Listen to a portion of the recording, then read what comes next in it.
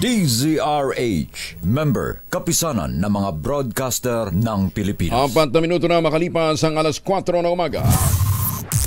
DZRH, magandang umaga Pilipinas! Sa DZRH Radio, DZRH TV at DZRH Online. Kasama si Kuya Angelo Palmones. Magandang umaga Pilipinas!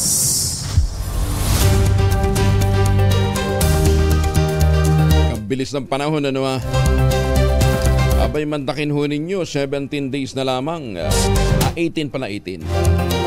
18 days na lamang, magpapaalam ng 2023.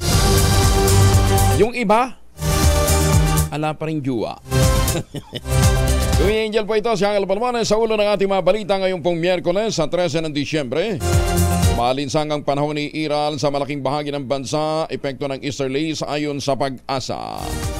65 lalawigan makararanas ng tagtuyot sa susunod na taon, ayon po naman sa mga eksperto natin. Presyo ng Noche Buena products, bantay sarado na ng Department of Trade and Industry. Rice subsidy voucher sa 7 milyong pamilya ikinakasar ng Kamara. December 26, idineklara ng Malacanang bilang special non-working holiday.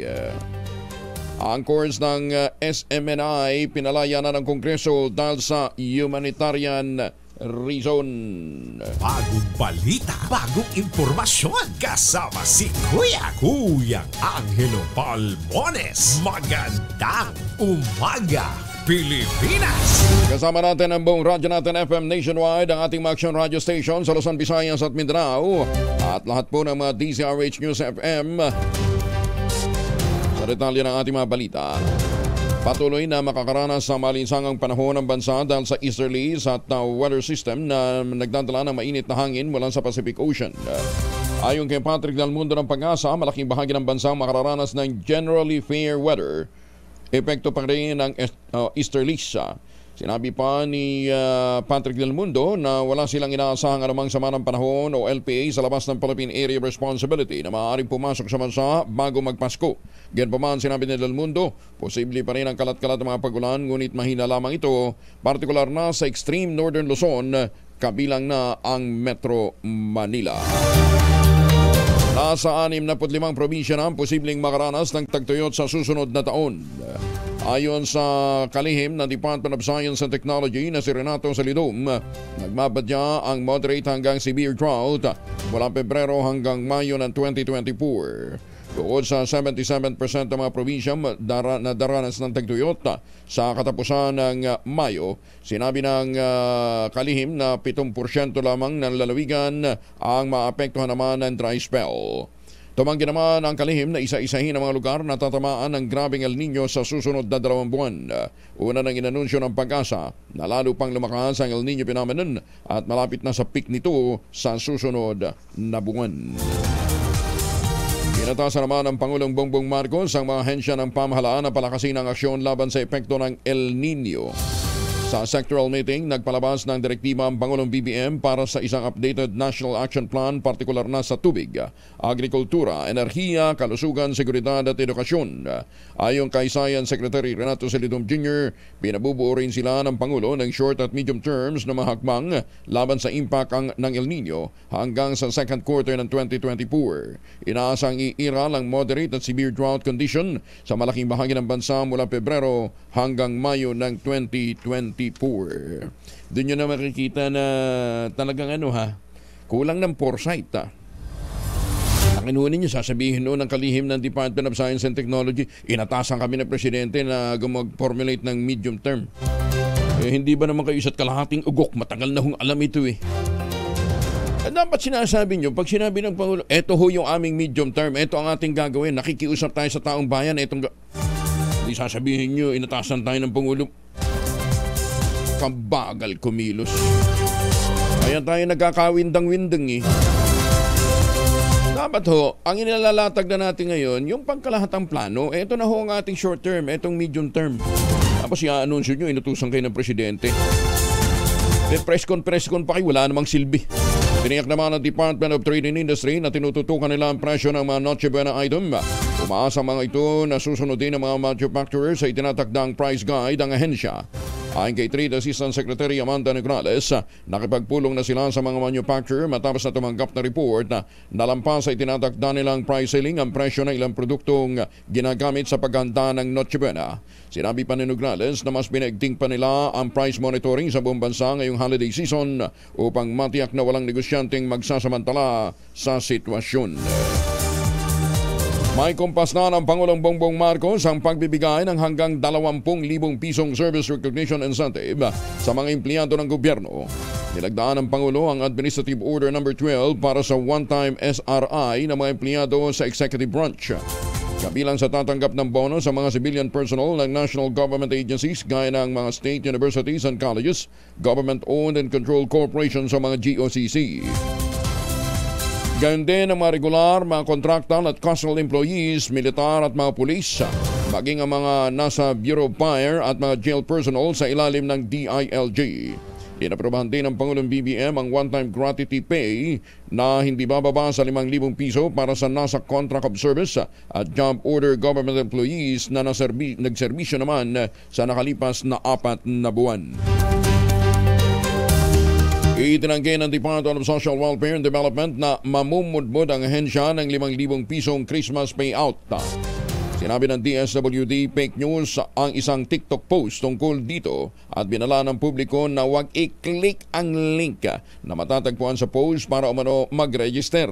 Idinay ng ahensya na hindi sila namimigay ng Christmas gift sa pamamagitan lamang ng pagpaparehistro sa isang link online.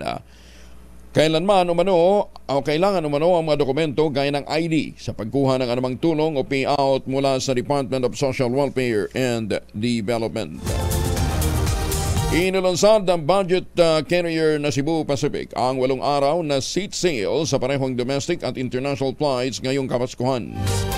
Ayon sa Cebu Pacific, maaari nang mag-book ng flight sa mga travelers sa halaga lamang na 88 pesos hanggang December 18. Sa August 1 hanggang November 30 naman ang susunod na taon ang travel period ng nasabing promo flights. Mag-book ka ngayon pero ang lipad mo sa August 1 pa hanggang November 30 next year.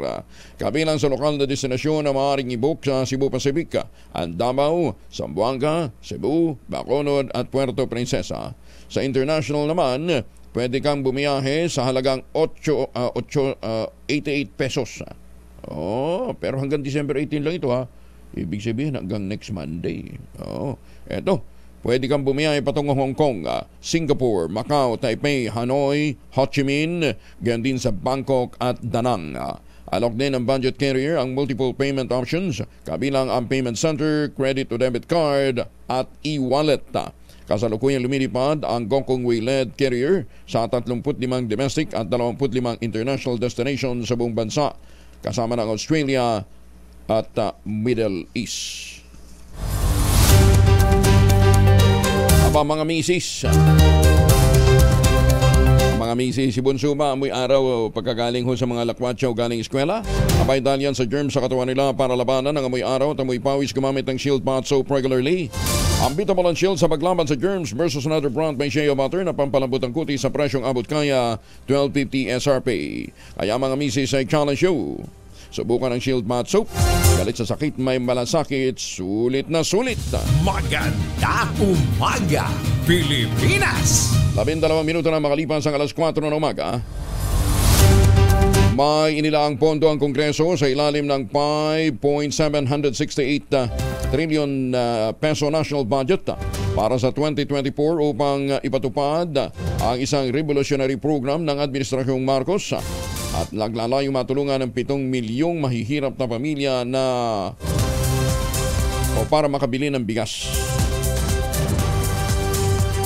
Ayon kay Speaker Ferdinand Martin Romualdez, ang monthly rice discount voucher program ay recalibration ng bagong Pilipinas Community Assistance and Rice Discount o CARD na ipinatupad ngayong taon. Ang nasabing programa ang kay Romualdez ay tugon sa naging panawagan ng Pangulong BBM sa Kamara na gumawa ng mga hakbang upang mapababa ang presyo ng bigas at maabot ng ordinaryong pamilya ang presyo nito sa panahon na mahirap ang buhay. Ang bagong programa ay nabuo sa pagtutulungan ng Department of Social Welfare and Development na pinamumunuan ni Secretary Rex Gatchalian at mga lokal na pamahalaan. Sa ilalim ng programa, makabibili ang mga benepisyaryo ng 25 kilo, 25 kilos ng dekalidad na bigas sa murang halaga. Ang programa ay nakapailalim sa Assistance to Individual in Crisis Situation o AICS ng DSWD sa susunod na taon. Sinabi pa ni Speaker Romualdez, nagkasundo ang Kamara at ang Senado, pondohan ang programa sa isinagawang pagdinig ng Bicameral Conference Committee para sa panukalang budget ng susunod na taon upang matupad ang nais ng Pangulong Marcos na maibaba ang presyo ng bigas. Sa pamamagitan ng programa, sinabi ni Speaker Romualdez, matutulungan ang mga mahihirap na pamilya na kapabili ng dekalidad na bigas sa pamamagitan ng voucher. Idineklara ng Pangulong Bongbong Marcos Jr. ang December 26 bilang special non-working holiday.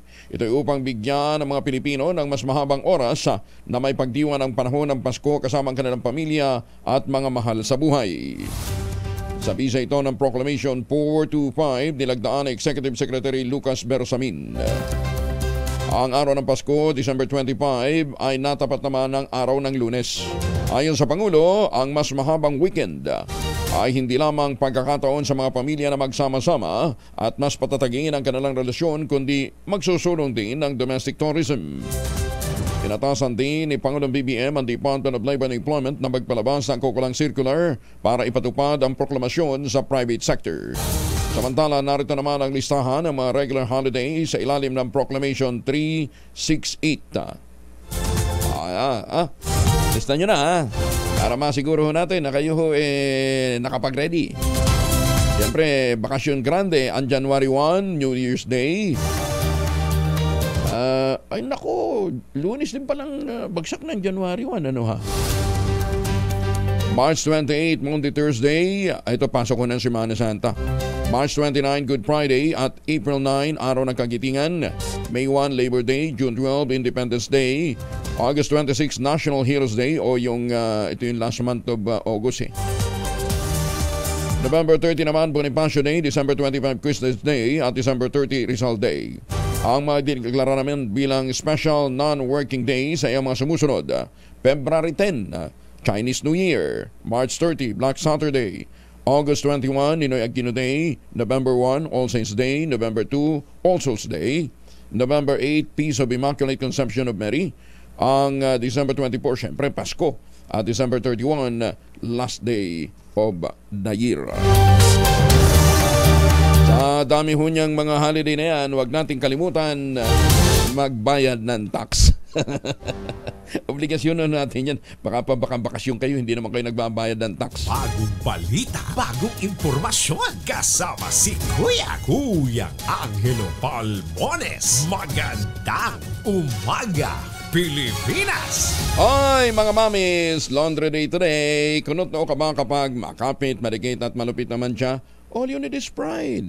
Ba't mapahirapan ang self-con sa pride? Easy at worry-free naman ang laundry. Sa Triple Anyway formula, tanggal ang matitinding mancha based on 10 sa chocolate, mud, and sebon on cotton. Gawa po ito ng ACS. Magandang umaga, Pilipinas! 17, makalipas ang alas 4. Kasama si Kuya Angelo Palmones. Magandang umaga, Pilipinas! Nelson Ganyo. Ay, magandang umaga ho sa mga suki natin dyan sa Udjongan, Romblon. Si Nelson Ganyo nakatutok dyan, ha? Magandang umaga sa mga taga Santa Maria. At magandang umaga din po sa mga suki natin dyan sa Middle East, sa Hong Kong, sa Taipei at iba't mga panig ho ng mundo na may nakatutok na mga Pilipino. Siyempre, magandang umaga ho sa mga suki natin dyan sa New Zealand. Ay, sa mga pogi, sa mga kaibigan natin dyan po sa Las Vegas, Nevada. Malamig ang klima na ngayon doon. Miss Universe Philippines Michelle D, no regrets daw kahit hindi naiuwi ang corona dahil ang dami naman niyang offer, kaliwat kanan. Happy daw siya, sabi ni Morley Alinio sa detalye. Morley.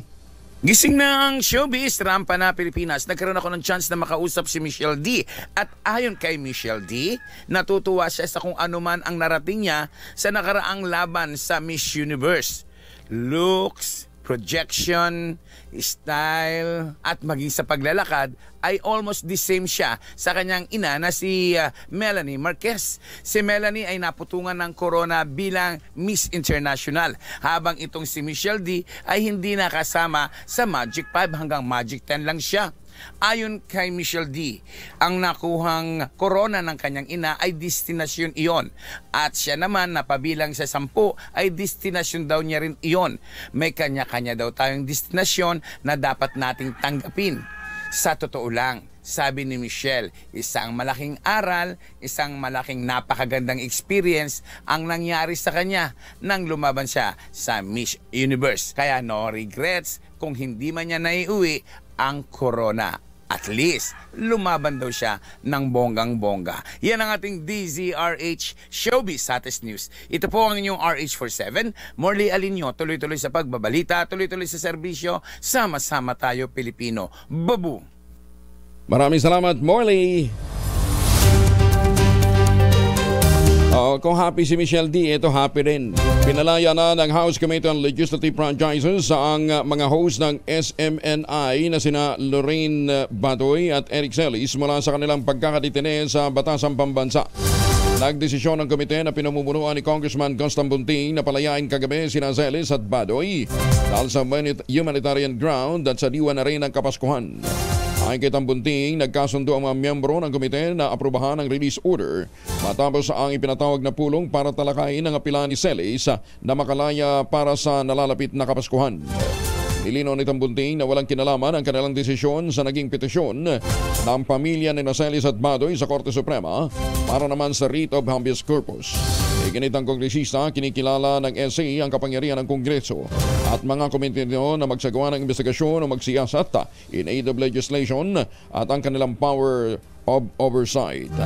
Matatandaan na cite in contempt ang dalawang host ng SMNI dahil sa patuloy na pagtangging sumagot at bastos na pagsasalita sa pagdinig ng Kamara hinggil sa source ng mga aligasyon na 1.8 billion pesos na nagastos ni Speaker Martin Romualdez para sa mga biyahe daw nito sa abroad ngayong taon. Pinaliwala ni Congressman Romy Acop ang manifestong pinirmahan ng mga graduate ng Philippine Military Academy na nananawagan ng agarang pagpapalaya na Eric Celis at Lorraine Badoy. Sinabi sa DZRH ni Acop na hindi lahat ng mga graduate sa PMA sumusuporta sa naturang manifesto. Ayon kay Acop, karaniwan na sumuporta kina Celis at Badoy ang mga miyembro ng NTF-ELCAC. Ngunit sa latest development, pinalaya na nga kagabi ng komite ni Congressman Gustam Bunting sina Badoy at ka-Eric for humanitarian reason. Wala pa po sa kalahati ng graduate sa academy yun nandyan. But if you look at it, ito po yung nakasamahan ni Ka Eric at saka ni Dr. Badoy noong membro pa sila ng NTF-ELCAC. Kung titingnan po nyo, nakasama po niya ito eh. Kilala ko naman itong mga ito, karamihan dun sa mga pumirma eh. What you're saying is they do not represent the alumni. The entire graduates of PMA. Kung ba titingnan mo yung listahan, what ito eh. Ito yung mga na-identify kay former President Digong. Malalantad na rin sa publiko ang source ng 1.8 billion peso travel expenses abroad ni Speaker Martin Romualdez. Sinabi ni Antipolo City Representative Romy Acop, iimbitahan sa hearing ng Kamara ang source na ikinenta ng SMNI host na si Jeffrey Celis.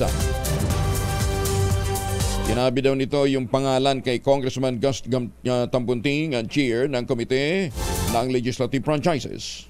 Yun po yung sinabi dahil bumisita po si Chairman Gus doon sa kanilang detention center. Allegedly, hindi ko pa naman nakakausap si Chairman allegedly, may binanggit na pangalan na si Ka Eric. Hindi po matatapos doon. That is one thing na hindi mangyayari. Dahil definitely, ipapatawag po yung tao na yun. Kasi according to Ka Eric sa kanyang manifestation, empleyado ng gobyerno Kasi empleyado po sa Senado Nanawagan naman sa Department of Justice si Senator Rizon Tibados na mag-issue ng Immigration Lookout Bulletin Order para sa self-declared anointed son of God na si Apollo Kibuloy.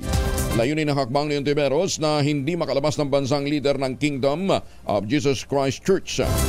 Una na naghain ng resolusyon ng mga senador na humihiling na imbestigahan si Kibuloy at ang organisasyon nito sa pagkakasangkot sa mga aktibidad na kriminal gaya ng sexual abuses at human trafficking.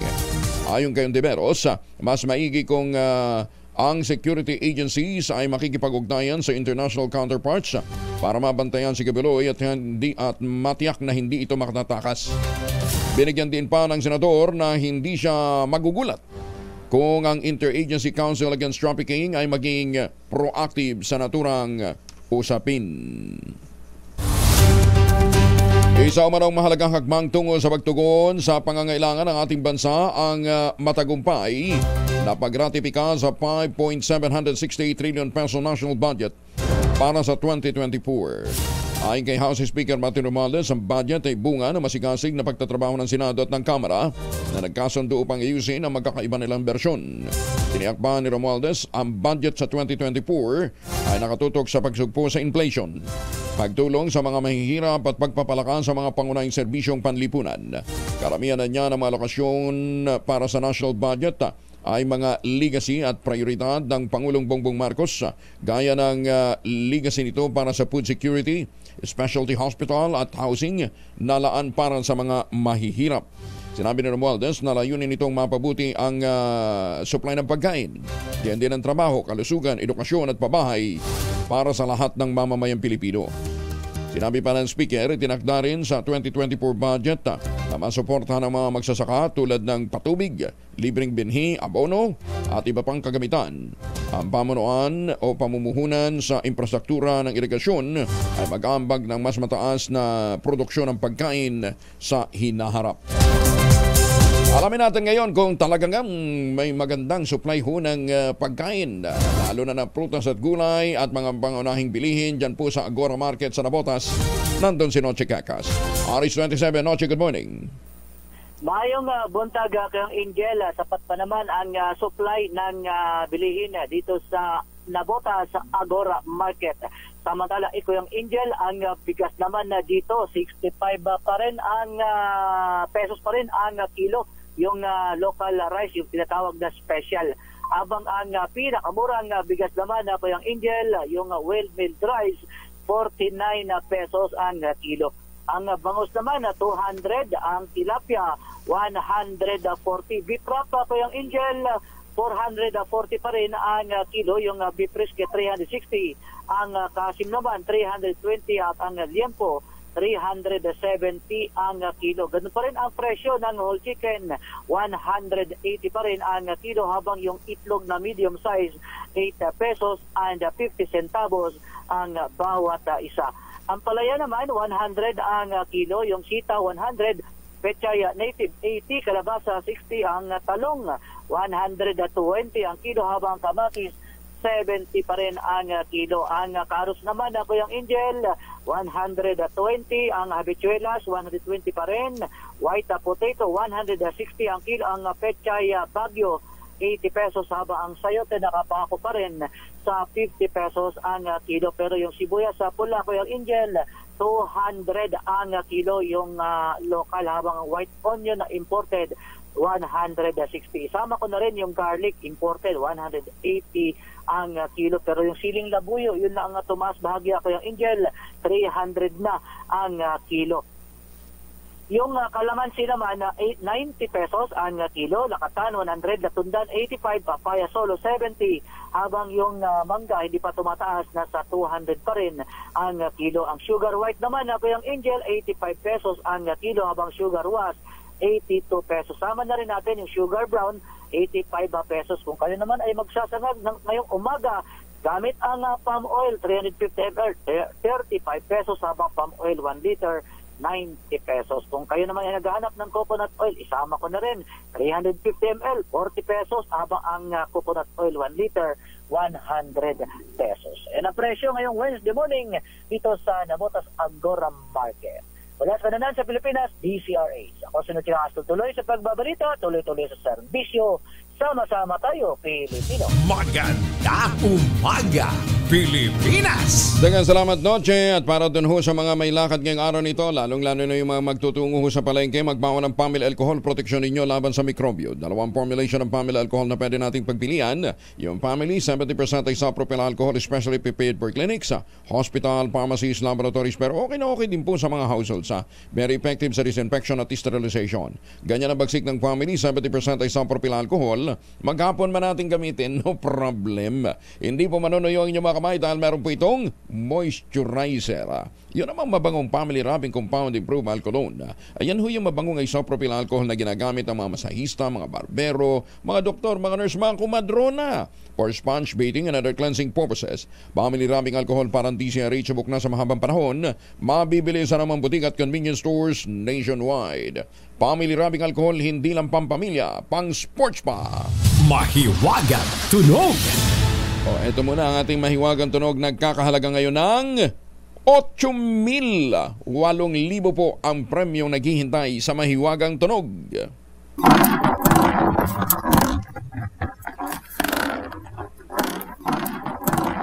Ayan, basta yung dalawang items na ginamit dyan ay parehong ginagamit sa construction. Ayan. Sa construction. Hindi ko lang alam kung ang gumagamit ba niyan mason, o yung pong karpintero, o yung hubang, di ba? O yung labor. Basta ginagamit ho yan sa construction. Ano itong bagay na pinagulong at saan po siya pinagulong. Ang inyong sagot, ipadala po ninyo sa 0919-282-6485. Sundin ang tamang format ang pagdetect sa empty space, name slash, address slash, contact number slash, at ang inyong sagot. Isang beses lamang po maaaring mag-text sa ating text line gamit ang inyong mobile number. Magandang umaga, Pilipinas! Oo nga, kasi nung Monday, 6,000. Wednesday na ngayon O di 8,000 na. Kalaki Madami-dami na mga Pamil Alcohol kayo mabibili niyan. Dumating na si Chinese President Xi Jinping sa Vietnam, ang unang beses na pagbisita nito sa loob ng 6 na taon para salagin ang lumalaking impluensya ng US sa mundo. Makikipagpulong si Xi kay Nguyen Phu Trong, ang leader ng ruling Communist Party ng Vietnam, at inaasahang tatalakayin ang pagpapalakas ng relasyon ng dalawang bansa.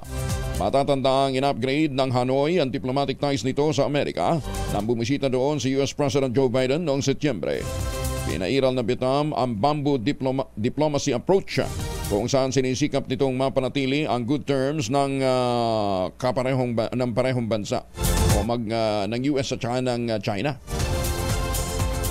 Di ba? Kawayan, paling dito, paling doon, paling dito, paling doon. Di ba? Ganun. Para naman hindi tayo hindi sila duduhagi pagdating ho sa bentahan ng iba't ibang mga items. Tumindig ang Vietnam sa Amerika sa pagkabahala nito na tumataas na ang agresyon ng China sa South China Sea. Nahuli na ang lalaking nagpapanggap na si Interior Secretary Benhur Abalos at ginagaya din ang boses ng iba pang mga staff nito para makapang-scam. Iniharap ni Abalos sa media ang suspect na tumawag sa 4 na opisyal ng gobyerno kabilang ang ilang gobernador at mga mayor. Nagpapakilalang siya si Secretary Benhur Abalos upang manghingi ng pera. O gag din ito, Pantakin mo yung sekretary manghihingi ng pera. Sabi ni Abalos, ginagaya din ang impostor ang boses ng kanyang chief of staff na si Larry Abalos. Kaya maraming naloko. Ang dami na bola, Hindi kaya, Malo, ito din yung gumagaya dito sa mga boses ng mga taga-DCRH. Di ba? Pass text ng text. Humihingi ng kung ano-ano, pero kadalasan hinihingi ng OGAG na yun load. Di ba? Nangihingi ng load. Buhay pa ba yun? Sana tamaan ng kidlat yung alangyang yun, Batay sa report, nagawang makapang-scam ng suspect nang umabot sa 150,000 pesos mula sa kanyang mga naging biktima. Naaresto siya sa Lingayen, Pangasinan noong Huwebes, December 7, at naharap ngayon sa kasong identity theft, spoofing, estapa at paglamag sa anti-cyber law. Buti naman. Magandang umaga, Pilipinas! Pamaskong handog, tinututukan ng PNP sa Eastern Visayas. Detalye ng balita mula kay Jimmy Angay-Angay, RH32. Maupay nga agad, Jimmy. Tinututukan ng PNP ang pamaskong handog sa taong kasalukuyan dito sa Eastern Visayas. Ito ang sinabi ni Police Regional Office 8 Regional Director Brigadier General Rinaldo Pawid. Ay kay General Pawid, ito'y inisyatiba ng PNP para mapatibay ang Police Community Partnership. Inuuna ng kapulisan mga biktima ng shared line sa Northern Samar kung saan nakapamahagi ang mga ito ng 600 na mga food packs, 100 na mga school supplies, 100 na mga bags sa mga bata. Samantalang mga police official na alumni namahagi rin ng groceries at bundle of joy sa mga recipients. Samantala iba pang mga PNP personnel sa provincial, city at municipal station may inisyatibo rin sa pamahagi ng handog pamasko ngayong buwan. Mula sa Action Radio Tacloban, ito si R32 Jimmy Angay-Angay. Tuloy-tuloy sa balita, tuloy-tuloy sa serbisyo, sama-sama tayo Pilipino. Daghang salamat Jimmy. Samantala, hiwalay na cash incentive sa mga centenarians at mga nonagenarians. Ibinigay naman ng lokal na pamahalaan ng Virac. Diyos marahay nga aga sa ating mga kababayan dyan po sa Bicol. Detalye na balita mula kay Ray Baton Jr. mula sa radyo natin Virac. Ray. 100,000 piso ang ibinigay na cash incentives ng lokal na pamahalaan ng Virac sa 2 centenarians o may edad na 100 habang 10,000 piso ang ibinigay naman sa mga nonagenarians o may edad na 90. Ayon kay MSWDO Officer Jean Triumphante, 2013 na mag-umpisang bigyan sana ng 50,000 piso mga centenarians mula mismo sa pondo ng LGU Virac at nadagdagan ito ng 50,000 piso taong 2019.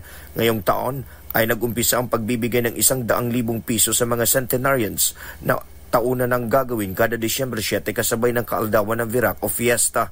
Anya, hiwalay ito sa ibinibigay na 100,000 piso ng national government at 20,000 piso naman sa lalawigan. Sa kabilang dako ay marami na rin ang nabigyan ng 10,000 piso na cash incentives para sa nonagenarians at kailangan umanong residente ng Virac sa loob ng 10 taon base na rin sa kanyang OSCA ID. Ang nasabing programa ay pagpapakita lamang ng pagkilala o pagpapalaga ng ating mga senior citizen o lola at lolo sa bihirang pagkakataon na makaabot ng ganoong edad. Maaari namang gastusin ito ng mga lola at lolo sa kanilang pangangailangan gaya na rin na pagkain at gamot. Mula sa kauna-unang radyo sa Pilipinas, DZRH, ito si Ray Baton Jr. Tuloy-tuloy sa pagbabalita, tuloy-tuloy sa serbisyo. Sama-sama tayo, Pilipino. Maganda umaga, Pilipinas! Mamalas Ray. Kinalampag ni Senator Jaime Marcos ang gobyerno na kasuhan ng mga smuggler na produktong pang-agrikultura sa lalong madaling panahon. Ayon kay Senator Jaime, ito'y upang agad na mapigilan ang pagsipa ng presyo ng mga paunang bilihin lalo ngayong holiday season. Pinayuhan ni Senator Marcos sa ilang government official na tigilan na muna ang photo ops. Yung mga pasyal-pasyal sa mga palengke. Ayon sa kanya, tigilan din daw muna yung mga raid, unahin ang paghabla ng kaso sa mga nagpupuslit ng mga agri-products.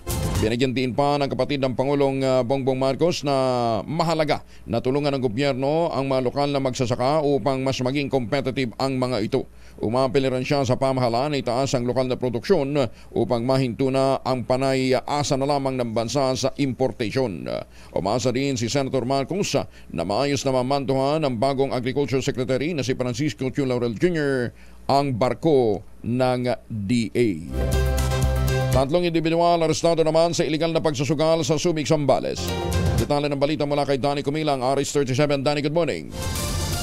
Naharap ngayon sa kasong illegal gambling o 1602 ang 3 individual na naaktuhan ng mga otoridad na nagsusugal sa Purokwan sa Barangay Kalapandayan, Subic, Zambales.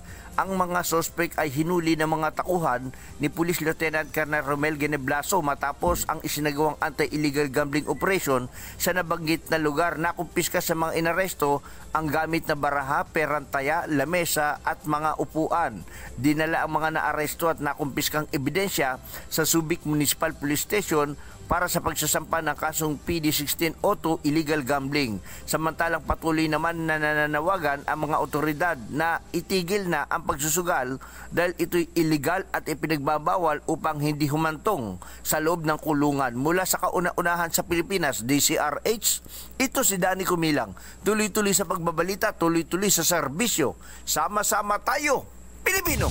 Maganda umaga, Pilipinas! Maya paaba kayungan sa ating masukay dyan po sa Pampanga. Kumusta na ho yung mga taga Central Luzon, fish dealer na ginang sa Binmali, Pangasinan, hinold up. Natangayan daw po ito ng 250,000 pesos na kinita. Detalye mula kay Freddy Pajardo, Aris 38. Freddy, masantos siya kabasan, itsakiamin sa ating makababayan dyan po sa Pangasinan, Freddy.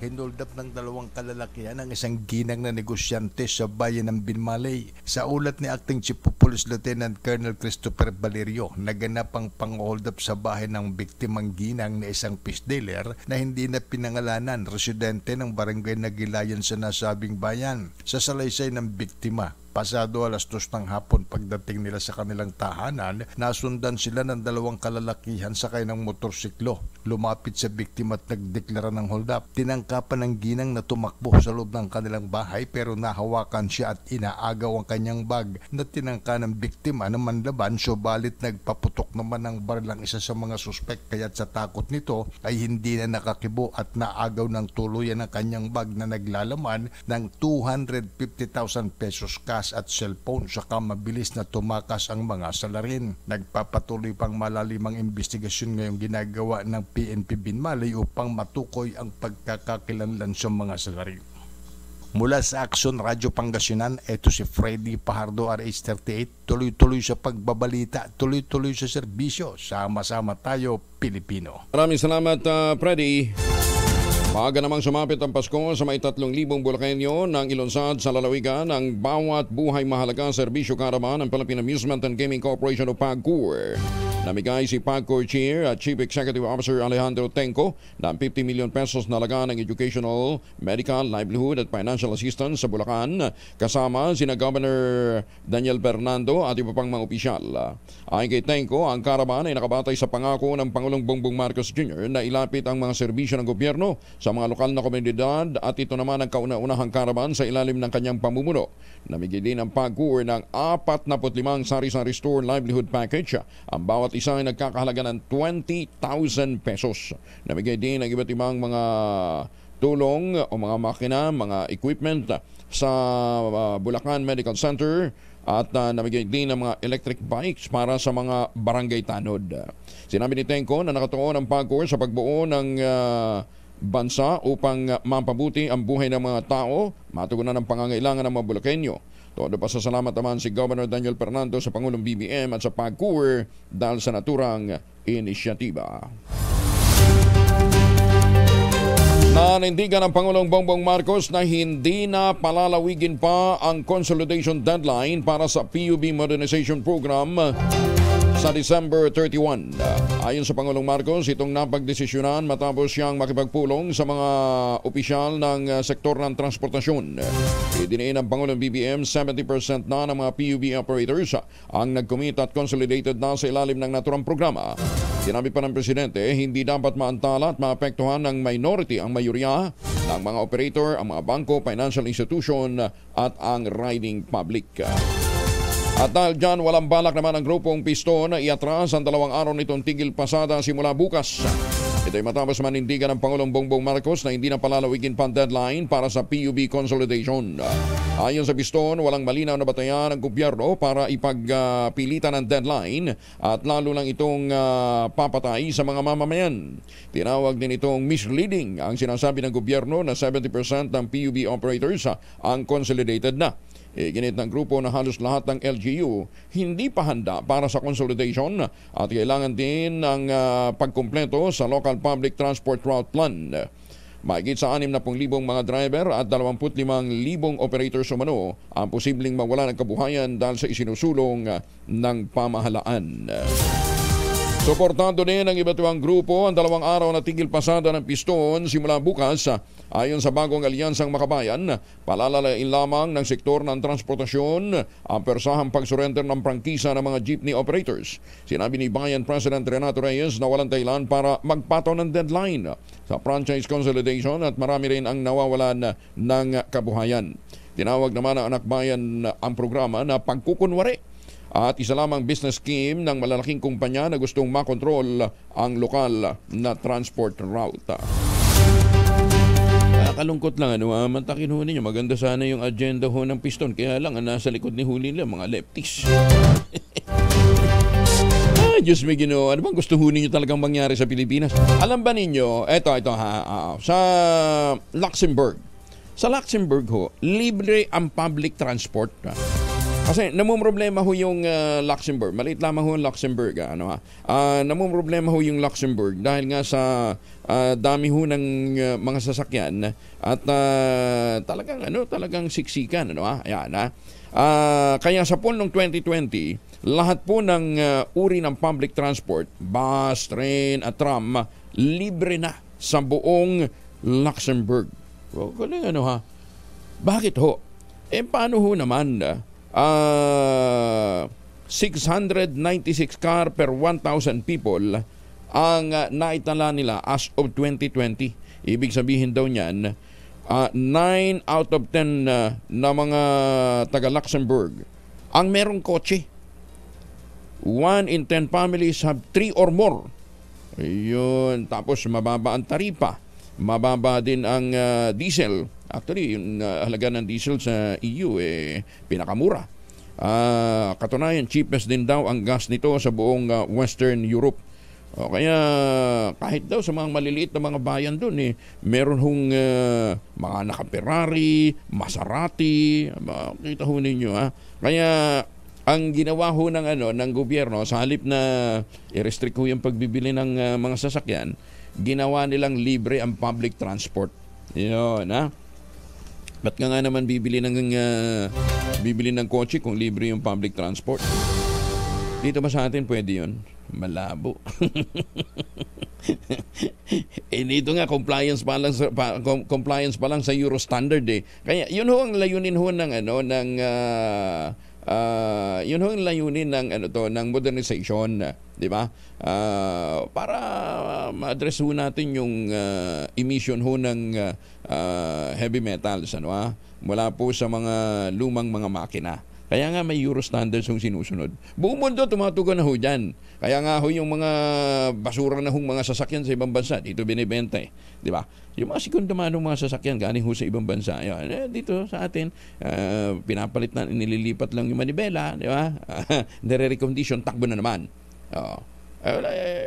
Mahal ang kotse dito sa atin pero mas luma naman yung karamihan ho ng makina na ginagamit nung mga tradisyonal na mga jeep.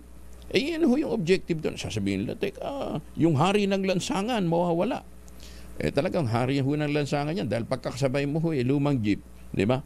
Na walang pakundangan kung saan tumigil, di ba? Iiwas ka talaga Dahil pagka nabangga ka niyan, o nasagi ka niyan, ang gagawin lang naman sa inyo ng driver, kamot ulo. Maganda umaga, Pilipinas! At sila ho ngayon, pero tama ho ang Pangulo Hindi naman lahat yan tumututol dahil marami-rami na rin ho yung nakatugon.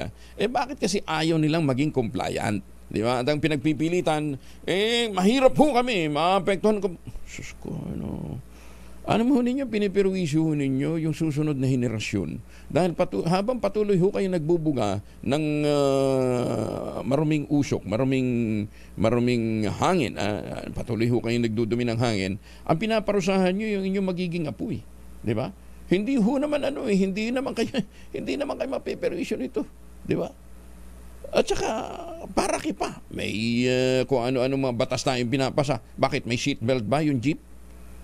Yun yung point dun yung roadworthiness po ng inyong mga sasakyan. Hindi po pwedeng, pwede pa ito, okay pa ito.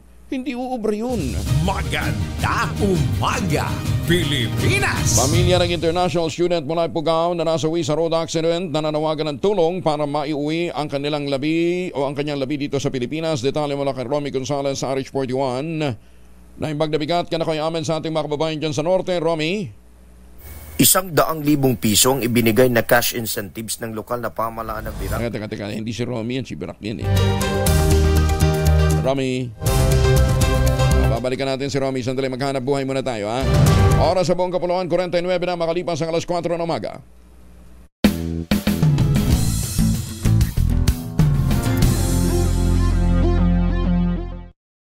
maagang balitaan, maagang usapan sa mga issue at balita. Kasama si Kuya Angelo Palmones sa Magandang Umaga Pilipinas. Mula Lunes hanggang Biyernes.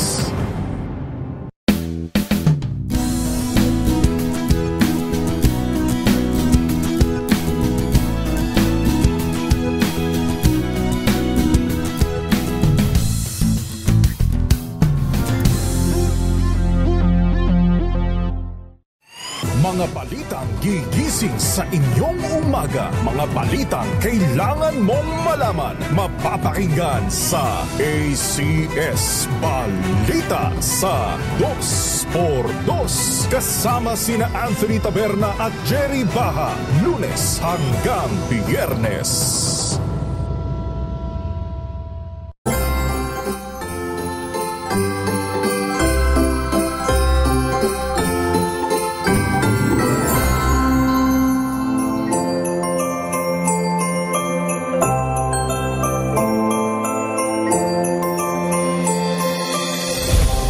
Basta kapag may problema, huwag pagpasauna sa taas at kailangan gumawa ka ng isang bagay na ikaw mismo ang magpapatatag sa iyong sarili. I wouldn't really call them failures. They're little opportunities para ma-improve yung buhay ko. Failure means na you are trying to learn and you are trying to be better. There is an assurance and there is hope.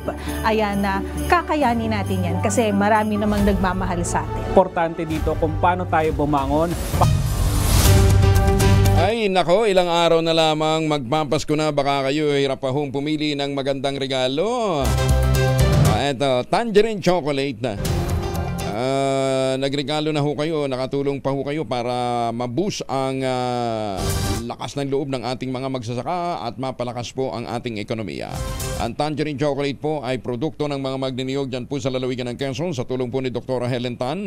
Itong mga magniniyog na dati umaasa sa kopra, ngayon po mga MSMEs na. Yan Sila po'y nagtanim ng kakao galing Davao sa ilalim ng kanilang mga nyugan. Kaya ngayon bukod sa kopra, meron na ho silang iba pang pinagkakakitaan. May iba't ibang mga variants ng tangerine chocolate. Makikita po ninyo sa tangerinechocolate.ph. Kaya doon ho sa mga gustong umorder, abay pumili ho kayo doon kung ano yung masarap na variant. Dahil yung mga raw materials na ginamit dyan sa iba't ibang mga variants, galing din po sa harvest ng mga magsasaka. Available sa 0919-095-5935 o dili kayo sa tangerinechocolate.ph. Ang sabi nga po ni Dr. Helen Tan, sino bang magmamalasakit sa mga Pilipino kundi ang kapwa Pilipino?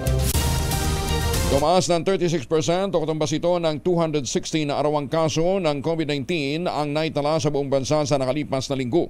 Ayon sa Department of Health, may kabuuan ng 1,821 na bagong kaso ng virus na itala mula December 5 hanggang December 11 lamang mula sa dating 1,340. Naglalaro lang sa 191 ang average daily cases ng COVID-19 mula Nobyembre 28 hanggang December 4. Nadagdagan din ng 13 ang mga namatay. 13 namatay dahil po sa COVID-19 sa nasabing panahon, habang may panibagong 13 naman ang nasa severe at critical condition. 18 probinsya sa Luzon posibleng maapektuhan ang power supply dahil sa pagsisimula ng El Nino sa unang bahagi ng 2024. Detalye ng balita mula kay Manang Milky Riconan, Aris 12 Banamilky. Pinagtibay na ng Kamara ang mga House Concurrent Resolutions o HCRs para sa Amnesty Proclamation ni Pangulong Bongbong Marcos sa mga dating rebelde, komunista at mga katulad na grupo. Sa botong 221 na pabor at walang tumutol, inadapt ng kapulungan ang HCR No. 19 para sa pagbibigay ng amnestiya sa mga miyembro ng Revolusyonaryong Partido ng Manggagawa ng Pilipinas, Revolutionary Proletarian Army Alex Bongkayaw Brigade. Sa botong 225 na pabor, 3 ang kontra at walang abstention, pinagtibay ang HCR No. 20 para sa mga dating miyembro ng Communist Party of the Philippines, New People's Army, National Democratic Front. Adopted na rin sa botong 230 na sang-ayon at walang tumutol ang HCR No. 21 na amnestiya naman para sa mga kasapi ng Moro Islamic Liberation Front, habang sa botong 229 na pabor, 1 ang tutol, pinagtibay ang HCR No. 22 para naman sa mga miyembro ng Moro National Liberation Liberation Front. Nauna nang sinabi ni House Speaker Martin Romualdez na ang adoption ng mga House Concurrent Resolutions ay napapanahon dahil sa Kapaskuhan ay diwa ng pag-asa, kapayapaan at kaligayahan. Para sa kauna-una sa Pilipinas, DZRH, ako si Milk Rigunan. Tuloy-tuloy sa pagbabalita, tuloy-tuloy sa serbisyo, sama-sama tayo, Pilipinas. Maraming salamat, Mana Milky. Balikan natin ngayon si Romy Gonzalez sa RH41. Romy. Nananawagan ng tulong ang pamilya ng isang batang international student mula sa Ifugao na nasawi sa isang road crash sa Australia para maiuwi ang kanyang labi sa Pilipinas. Si Francis J. Ramirez, 22, mula sa Lamot, Ifugao, ay kumukuha ng Bachelor of Science in Health Major in Clinical Nutrition sa Australia at nakadakda na sana magtapos sa 2024 nang masangkot sa isang vehicular traffic accident. Batay sa report, si Ramirez ay binangga umano ng dalawang sasakyan sa intersection ng Helenstein Street, isang inner city suburb sa Melbourne, Australia, bandang alas 10 ng gabi noong November 25, 2023. Sinubukan pa itong i-revive ng mga paramedic, subalit tuluyan din itong nasawi. Inamin ng nanay ng biktima na si Mayna Ramirez na hirapan silang iuwi ang labi ng kanyang anak. Anya, humihingi na sila ng tulong sa Department of Foreign Affairs at sinanggunan naman sila sa Overseas Citizens Affairs Office at inobliga silang kumuha ng Special Power of Attorney para i-autorisa ang isang kaibigan sa Australia na aasikaso sa mga kailangan dokumento. Subalit tinanggihan nila ang tulong dahil natuklasan nila na ayuda lamang ang kanila makukuha at ang mga kailangan papeles ay hindi para sa repatriation ng labi ni Ramirez mula sa Australia pabalik sa Pilipinas. Naglunsad ng fundraising ang grupong Filipino-Australian Student Council sa Victoria para makalikom ng pondo para maiuwi ang labi ni Ramirez sa Pilipinas. Mula sa kauna-unan sa Pilipinas, DZRH, ito si Romy Gonzalez, tuloy-tuloy sa pagbabalita, tuloy-tuloy sa serbisyo, sama-sama tayo, Pilipino. Maganda umaga, Pilipinas! Jose Aguina, Romy, at magandang umaga din kay Mayor Sene Mendoza dyan po sa Talisay, Batangas. Congressman Ador Plato, good morning po sa inyo, ha? At sa mga suki natin dyan sa Santa Maria, Bulacan. Ay, teka muna, speaking of Central Luzon, baka kayo naghahanap po ng bahay na mabibili, ano Aba, ready for occupancy. Tapos, after 7 days, pagkatapos ng take-out ng Pag-ibig Housing, Pag-ibig Housing Loan, pwede na kayong maglipat bahay agad. Yan po yung mga proyekto ng Westchester Realty, dyan po sa Sibera Balacat, Sibera Bacolod at Samira, 20,000 pesos all-in down payment na. Pwede na kayong maglipat bahay agad. Ang sabi nga ni Ginoong Nico Belenche, ba't ka pa mangungupahan kung kaya mo namang magkabahay na? Ayan maganda, puntahan ho ninyo o dili kaya makipag-ugnayan ho kayo sa 0996-501-5555 o sa 0947-434-5555. Ang kagandahan, kung ngayon ho kayo bibili, mananalo ho kayo ng mga raffle items plus a chance to win a brand new car. Bagong kotse po ang naghihintay doon ho sa mga bibili ng units hanggang bago magpasko. Ayan, bago ng bahay mo, bago pa ang chikot mo. 5 katao kinasuhan na kaugnay ng pagpatay sa babaeng negosyante at ang kanyang kasama sa loob ng bus sa Nueva Ecija. Detalye ng balita mula kay Grace Ansano, RH25. Grace, good morning. Good morning, Angel. Formal nang sinampahan ng kaso ang 5 katao na sangkot sa pagpatay sa 2 biktima na pinagbabaril sa loob ng isang pampasaherong bus noong nakalipas pang November 15 sa Karanglan, Nueva Ecija. Ayon nga kay Nueva Ecija Police Provincial Director Colonel Richard Caballero, sa ginanap na press conference sa Camp Olivas, kinasuhan na nila ng 2 counts of murder ang naarestong isa sa mga suspect at gunman na si alias De Los Santos o Alan De Los Santos, kung saan ito ay may dati ding kasong kinakarap na sexual assault at statutory rape. Kabilang din sa kinasuhan ang isa pang gunman na kinilalang si alias Umpak Pabianes, kapwa miyembro raw sila ng Gun for Hire group. Kasama rin na sinampahan ng kaso ang anak ng babaeng biktima na kinilalang si alias Tisoy, na umano'y itinuturing na mastermind sa pagpatay.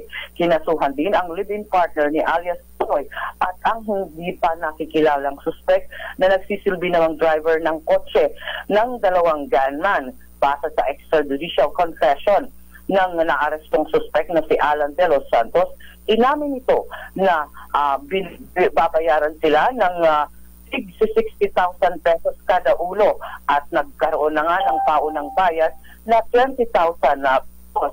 At sa ngayon ay patuloy na ang paghahanap nga dito sa mga suspektang ito.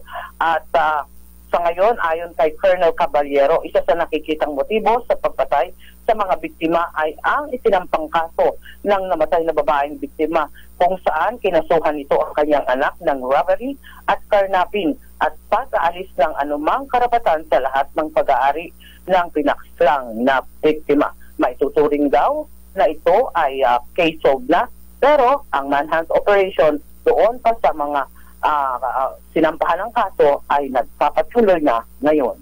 Para sa kauna-unahang himpilan sa Pilipinas, DZRH.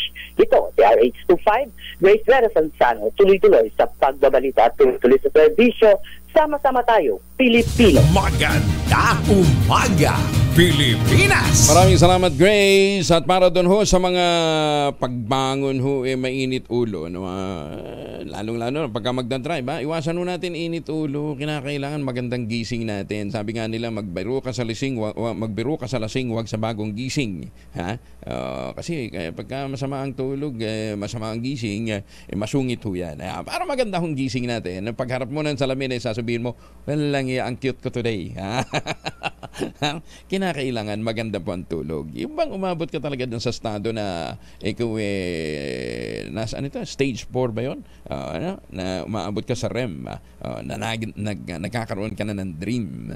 Sa mga pag-aaral po, ang sleep deficiency o puyat o stress ay isa sa mga dahilan kung bakit nagkakaroon ng sakit sa puso, hypertension, diabetes, stroke, obesity, poor sexual performance at depression. At ang hindi magandang gising din ho ang nagiging dahilan para nagiging masungit ang isang tao. Yung bang pagharap nga ng salamin, hindi cute ang dating. Wala kang glow. Ayan, Mag-Ultabayo. Ang Ultabayo po ang kauna-unahang postbiotic food supplement na available ho sa market at rekomendado ng mga doktor. Rehistrado po ito sa Food and Drug Administration. Huwag ko kayong bibili ng kung ano-anong mga items na hindi po rehistrado sa Food and Drug Administration. Napakahalaga na yan po yung nasusuri. Ngayon, para ho sa mga concerns ho ninyo, kung may mga tanong pa ho kayo kung paano nakatutulong ang Ultabayo para mapalakas ang ating immune system, magkaroon ng magandang tulog, mag-text ho kayo sa 0917-110-6580. Makakatulong ho dito para ma-boost ang inyong immune system. Ulitin natin 0917-110-6580 at ang kagandahan, ang Ultabayo ay available na po sa lahat ng Mercury drugstores. Maganda umaga, Pilipinas! Matinding init ng panahon mararanasan sa susunod na taon. Detalye ng balita mula kay Let Narciso Arish 14. Let, good morning. Asahan na ang mataas na temperatura sa bansa sa susunod na taon dala ng mas malakas na El Nino phenomenon. Ayon kay DOST Secretary Renato Solidum, batay sa pagtaya ng Pag-asa, sa panahon ng amihan ay mararamdaman ang 9.4 degrees hanggang 14.8 degrees centigrade. Ang maximum na aktual na temperaturang mararamdaman sa Northern Luzon sa Abril o Mayo ng susunod na taon ay maaaring umakyat sa 41 degrees centigrade. Idagdag pa rito ang heat index na karaniwan ay plus 5 hanggang 15 degrees. Sa Metro Manila, posibleng maramdaman ang 38.3 degrees centigrade, sa Lowland Luzon ay hanggang 39.9 degrees centigrade at sa Mindanao ay 39.5 degrees centigrade. Sabi ni Solidum, ang matinding init ay maihahalin tulad sa naranasang El Nino noong 1997. Para sa kauna-unahan sa Pilipinas, sa DZRH, ito si Let Narciso, tuloy-tuloy sa pagbabalita, tuloy-tuloy sa serbisyo, sama-sama tayo, Pilipino. Maraming salamat, Let. Alam nyo, mabuti na lang yung mga magsasaka natin. Marami sa mga magsasaka natin, resilient talaga. Parang aral na aral sa BDO. Yung, di ba, ang slogan ng BDO, we find ways. Ayan, Ganyan din ho, marami sa ating mga magsasaka.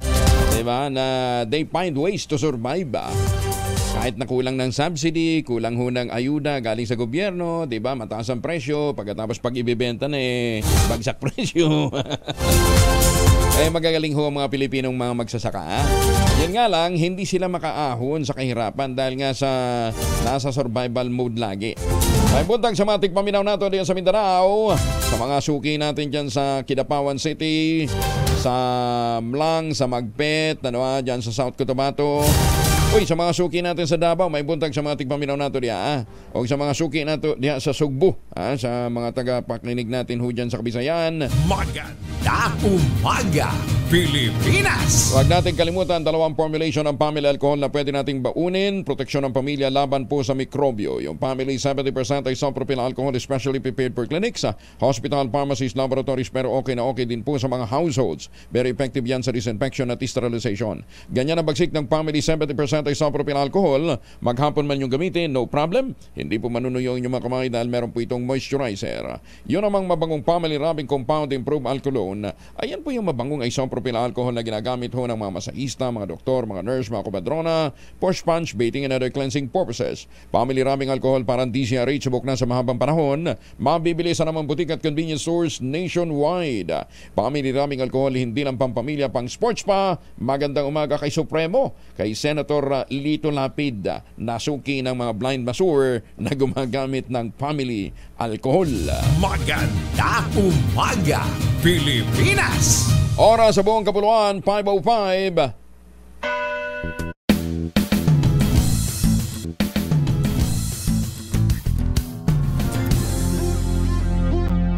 Magbago man ang panahon, doon kami sa gawang Peerless. Champion. Mula sa baretang pangmatagalan, purong powder. Hanggang sa mapulang liquid detergent. Kaya sa labahan, Champion! Tapat, tawan ang katapat.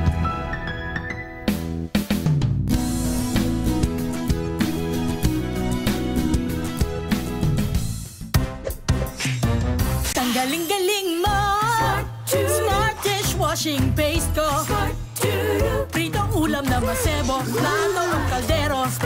Tanggaling for everyday. Ganyan pag smart ang dishwashing paste. May double tanggaling formula. Tanggal ang sebo, tanggal ang bakterya. Pahit para walang bahid, linis fantastic sa metal at plastic. Number 1 ko to!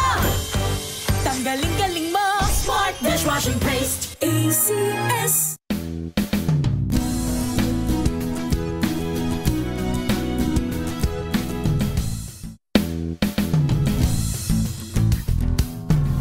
Magandang umaga, Pilipinas! Sa DZRH Radio, DZRH TV at DZRH Online. Kasama si Kuya Angelo Palmones. Magandang umaga, Pilipinas! Ay, mga suki natin dyan sa Hong Kong, ingat ho kayo sa mga Pilipino dyan, sa ating pong mga OFW muli. Maraming salamat po sa inyong pagtitiis, malayo sa inyong mga pamilya para makatulong lamang ho sa ating ekonomiya. Ingat po kayo dyan. Magandang umaga din po sa ating mga marino, sa ating mga seafarers. Saan man pong panig na mundo kayo naroroon, ingat.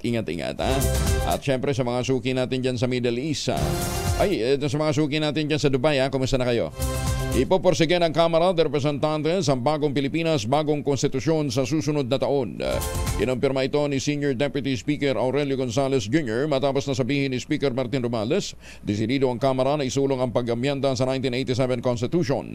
Ayon kay Gonzales, paano magtatrabaho ang mga mababata sa ilalim ng bagong Pilipinas kung luma naman ang konstitusyon? Una nang sinabi ni Romualdez na nais ng kapulungan na maglunsad ng People's Referendum para desisyonan kung paano boboto ang Senado at ang Kamara sa pag-amyenda sa 1987 Constitution. Samantala, kasama naman sa 2024 national budget ang pondo para sa pagpapalakas ng depensa sa West Philippine Sea. Kinumpirma ito ni Senate President Juan Miguel Zubiri matapos nilang ratipikahan ang 5.7 trillion peso national budget para sa 2024. Dapat niya sinabi nito na 6.17 billion ang idinagdag nila sa budget ng Department of National Defense at ng Philippine Navy para sa susunod na taon. Gagamitin ang bahagi ng pondo sa pagbili ng karagdagang barko at mga defense equipment ng Pilipinas upang magamit din sa pagpapalakas ng pagbabantay sa West Philippine Sea. Iginito sabihin na kailangang ma-upgrade ang depensa, mapalakas ang presensya sa karagatan matapos masaksihan ang ginawang pangharas na naman ng China. Hindi pa panahon para igitaman ng Pilipinas ang Mutual Defense Treaty sa Amerika sa kabila ng magkakasunod na water cannon attack ng China sa mga barko ng Pilipinas sa West Philippine Sea. Ayon kay Armed Forces Chief of Staff General Romeo Browner Jr., maaari lamang i-invoke ang treaty kung nagkaroon na ng armadong pag-atake sa teritoryo. Inilarawan ni Browner na gray zone tactics ang ginagawa ng China sa West Philippine Sea o ang paggamit ng non-military means para makamit ang political objectives nito. Ang Mutual Defense Treaty ay isang 70 taong gulang na accord ng Pilipinas at US kung saan nakahanda ang Washington na depensa ng Maynila sa anumang agresyon. Magandang umaga sa mga taga-Riyadh, Saudi Arabia. Nagkausap sa telepono ang mataas na opisyal ng militar ng Pilipinas at Amerika ilang araw matapos ang water cannon attack ng China sa West Philippine Sea. Tinalakay ni AFP Chief General Romeo Browner Jr. at US Chair ng Joint Chief of Staff na si General Charles Brown Jr. ang pangaharas na ginawa ng China sa teritoryo. Nagkasundo sina Brown at Brown na panatilihin ang solidong kooperasyon at koordinasyon ng dalawang bansa. Sinabi naman ng AFP Chief Information Officer na si Colonel Sarces Trinidad, muling siniguro ng Amerika ang alyansa ng Pilipinas at ang US sa ilalim ng Mutual Defense Treaty. Maganda umaga, Pilipinas! Si Patrick Del Mundo mula sa Pag-asa kasama natin. Patrick, good morning! Magandang umaga po Sir Angelo at sa ating mga taga-subaybay. Sa ngayon ay bahagyang lumakas itong amihan at nakaka-apekto sa ngayon dito sa may bahagi ng Northern at Central Luzon at aasahan ngayong araw ang maulap na kalangitan at mga mahihinang pag-ulan sa may bahagi ng Cagayan Valley, Apayao, Kalinga, Mountain Province, Ifugao, Aurora at sa may Quezon. At dito naman sa may Ilocos Region, sa nalalabing bahagi ng Central Luzon at ng Cordillera, aasahan naman ang bahagyang maulap hanggang sa maulap na kalangitan na may mga pulo-pulong mahihinang pag-ulan lamang. Dito sa Metro Manila at sa nalalaming bahagi ng ating bansa, bahagyang maulap hanggang sa maulap din na kalangitan at may kainitan pa rin ngayong araw bagamat iiral na itong hanging amihan kaya naman unti-unti nang bababa yung ating mga temperatura sa mga susunod na mga araw. At sa ngayon wala pa naman tayo na monitor na low pressure area sa loob at labas ng ating Philippine Area of Responsibility at mababa pa rin chance na magkaroon tayo ng bagyo within the next 3 days.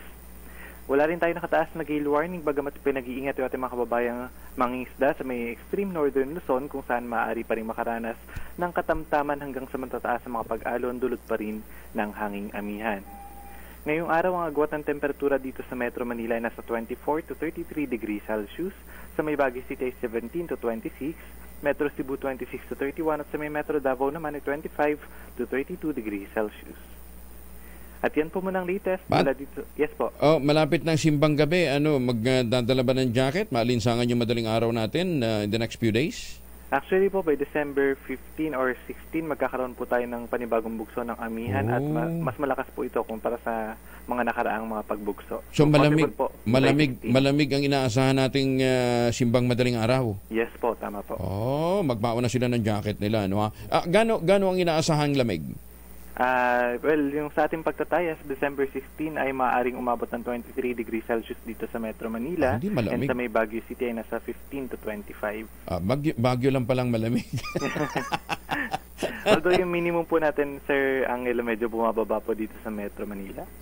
Okay, sige. So at least medyo, di ba, ngayon may maalinsangan eh. Di ba? Tama po. Yes po, medyo nakaka-apekto rin po siguro sa atin itong El Nino since mas kakunti po yung mga kaulapan na nabubuo sa atin. Okay, so yun. Pero wala namang ulan.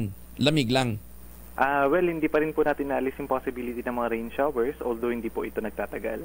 Okay, sige. Patrick, maraming salamat ha. Merry Christmas. Magandang umaga. Maraming salamat po. Merry Christmas. Si Patrick Del Mundo mula sa Pag-asa. Yan, ha? So, doon ho sa mga magsisimbang gabi, ilabas nyo na yung jacket ho ninyo, paarawan nyo mamaya para hindi amoy amag. At payo ho natin sa mga magtutungo sa mga simbahan, mag-attend ho ng simbang madaling araw, magbaon ho kayo ng proteksyon ho ninyo laban ho sa mikrobyo. Hindi lang ho family alcohol. Kinakailangan magbaon ho kayo ng face mask. Yan. Mag-face mask po kayo. Nang sa gayon, may proteksyon ho ang inyong sarili laban po sa COVID. Lalong-lalo na sa mga enclosed, crowded area. Kung kayo naman inuubo na, wag naman mo kayo. Pwede naman kayong patatawarin kayo ni Lord. huwag nyo na ipilit na magsimbang madaling araw. Baka mamaya lumala pang inyong kondisyon, di ba? Magandang umaga, Pilipinas! At dahil Pasko na lamang din ang pinag-uusapan, ang pangregalong pinakamaganda ay yung pong nakatulong ka na sa iyong kapwa, nakapagbigay ka pa ng saya at nakapagbigay ka pa ng immune booster. Tangerine Chocolate. Ang Tangerine Chocolate po ay produkto ng mga magniniyog dyan po sa lalawigan ng Quezon sa tulong nga po ni Dr. Helen Tan. Yung pong mga magniniyog na dating umaasa lamang sa kopra, abang ngayon mga MSMEs na. Napatunayan po, ayon po kay Dr. Helen Tan, noong 1700s, ang smallpox ay ginamot ho sa pamamagitan ng mga tsokolate. Kaya ganun ho talaga ang bisa ng dark chocolate. Immune booster ho yan.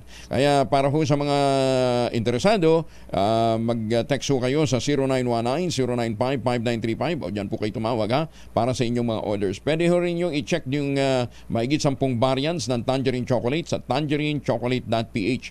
Yung pong mga ginamit na mga raw materials dyan, galing din po sa ani ng mga magsasaka. Kaya ang pakiusap po ni Dr. Helen Tan, tulungan natin ang ating mga magsasaka na lumakas ang loob dahil habang tinutulungan po natin ang mga magsasaka natin, lumalakas din po ang ating ekonomiya, lalong-lalo na ang mga MSME. Sabi po ni Dr. Helen Tan, ngayong Pasko, tangkilikin natin ang gawang atin. Magandang umaga, Pilipinas! 5:15 Champion, gawang peerless na Kuya Angelo Palmones. Magandang umaga, Pilipinas! 17 na makalipas ang alas 5 na umaga. Mahiwagang tunog. Ayan.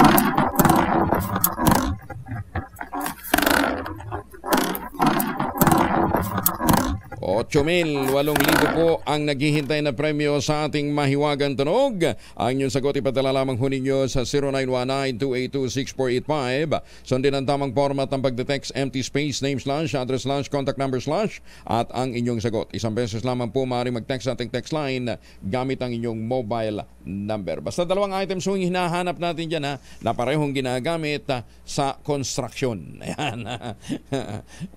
Pag binigay ko kung sino gumagamit yan, hula na ho kagad, kuha na kagad. Basta, i-research ho ninyo ano yung dalawang items na yan na pinagulong at saan ho ito pinagulong. Lusot na sa makapangyarihang Commission on Appointments ang 49 na foreign service official ng DFA. Walang miyembro ng congressional body ang kumontra sa designation ng opisyal ng DFA matapos ang deliberasyon ng CA Committee on Foreign Affairs ni Senator Jinggoy Estrada.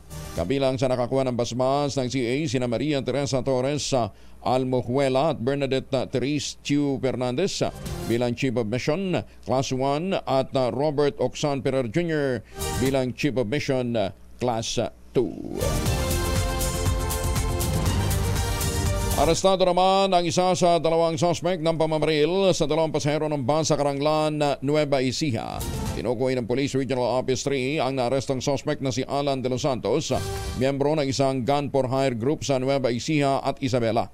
Nakwelyohan siya ng otoridad sa Dilasag, Aurora noon pang November 20. Na-recover sa kanyang isang camouflage uniform na nakitang suot niya nang isagawa ang pamamaril. Patuloy naman na hinahanti ng mga pulis ang isa pang suspect na nakitang kasama ni De Los Santos. Patay naman ang isang 18 anyos na babae at ang kanyang 51 anyos na ama sa Toledo City sa Cebu matapos nasaksakin ang kanilang kapitbahay. Ano ba naman yan? Critical din ang babaeng kaibigan ng biktima na nakitulog lamang nang mangyari ang krimen. Lumabas sa investigasyon ng mga pulis na unang inatake ng suspect ang dalawang babae nang dumating ang ama upang iligtas sila, ngunit siya rin ay sinaksak. Nabatid na natipuhan lamang ng suspect ang kapatid na babae ng biktima at inaya ito na maglibi na sila. Ngunit di siya pinagbigyan, hindi siya pinansin, kaya may tukaki yata ho ito sa utak, ginawa yung krimen. Kinampahan na ang kasong murder at frustrated murder ang suspect. Lungkot nun, dahil lang sa kanyang angking ganda, na-disgrasya siya. Kaya ingat ho kayo mga magaganda, mag-iingat din ho yung mga pogi, dahil ganyan din ho yung mga nagiging karanasan ho nila, Magandang umaga, Pilipinas! Parang si Atty. Biyong Garing, ingat ka Atty. Biyong, delikado mga magagandang lalaki ngayon. MMDA naglabas ng alternatibong ruta para sa Metro Manila Film Festival 2023 Parade of Stars. Detalye mula kay Edwin Duque, Aris 23. Edwin.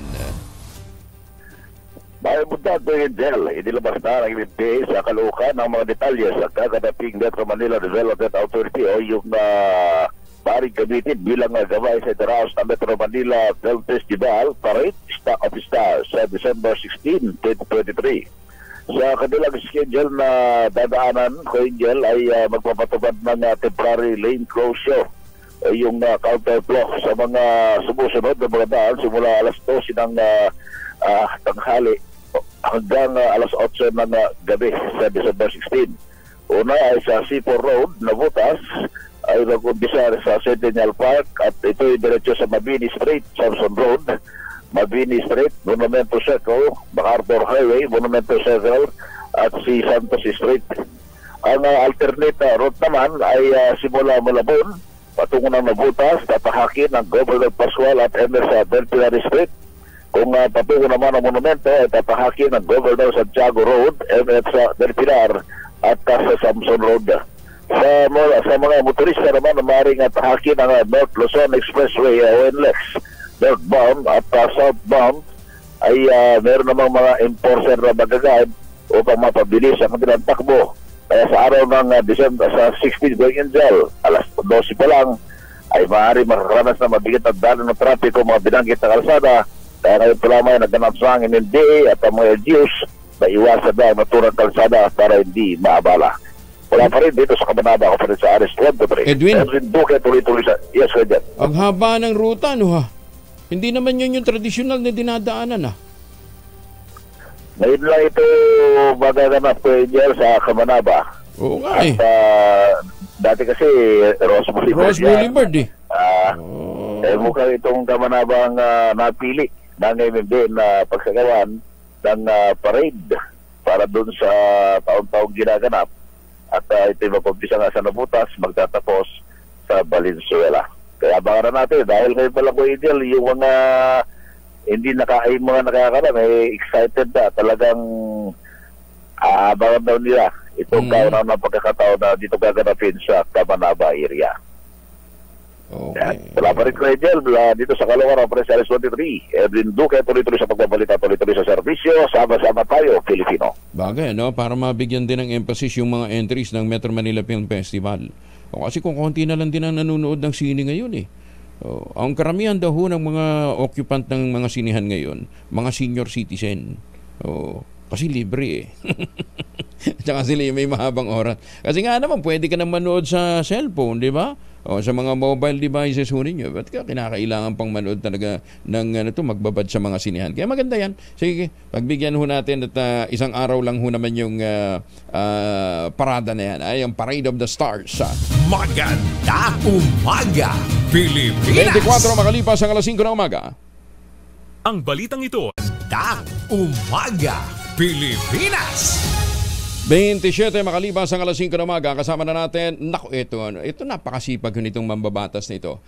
Assistant Majority Leader at miyembro ng Commission on Appointments sa kinatawan ng Sagip Party List, si Congressman Rodante Marcoleta. Dante, magandang umaga po sa inyo. Magandang umaga sa iyo, kaibigan kong Angelo. Kumusta ka na? Mabuti ho naman. Pasensya lang ako, dinistorbo ko muna ang pagte-treadmill nyo. Alam kong maaga kayong gumigising para mag-exercise eh. Anyway, Dante, mabuti ho nang himasok ng Kongreso dito ho sa kaso ho ng isang nag-i-import ho ng vape products. Rehistrado ba ito sa FDA? Yung plaba? Alam mo, kaya kami nakialam kasi nakaka-alarma naman ito kung Angelo sapagkat unang-una ang balita namin ay flooded na, ina-flood nila itong Flaba. Ang brand nito ay Flaba Flaba. Disposable vapes. Vape, opo. Oo, at ito, initially napag-alaman namin talagang hindi talaga nakakabayad ng excise tax na ito naman ay karampatang buwis na dapat ibayad nila. Malinaw ito. Tama ba yung figure namin? 7 billion ang dapat na mabayaran ito? 7 728 million. Doon lamang doon sa nasakote. Doon lamang doon sa na-rate na, kasi ang na-rate na initially na volume ng produkto ay 1.4 million pieces ng 10 ml disposable vapes. Okay. Ang nangyari, pinalilitaw nila kasi ang ginagamit nila pala ay nicotine salt, hindi yung ang nakalagay sa kanilang mga dokumento ay free-based nicotine. Iba ang ano nun iba yung ang excise tax rate nun yung dalawa. Pagka nicotine salt ay 52 pesos per 1 milliliter. Ngayon, kapag ang free-base ang ginamit nila ay 62 pesos sa 10 ml na. Okay. Ang nangyari, ang ginagamit nila yung 62 pesos na 10 ml kasi 10 ml naman yung kanilang vape. Pero ang ginamit nilang nicotine ay nicotine salt. No, ibig sabihin nito, pinalilitaw nila na dapat ang binayaran nila dito sa 1.4 million pieces ay 84 million lang. No? Pero ang dapat nilang bayaran sapagkat nicotine salt, kasi yung nicotine salt, Kong Angelo, ang kaibahan niya doon sa freebase, meron siyang benzoic acid. Itong benzoic acid nito, ito yung para doon sa gumagamit itong vape na to, parang smoother, sabi nga nila, parang mas masarap sa sigurong sip-sipin, parang gano'n, ano?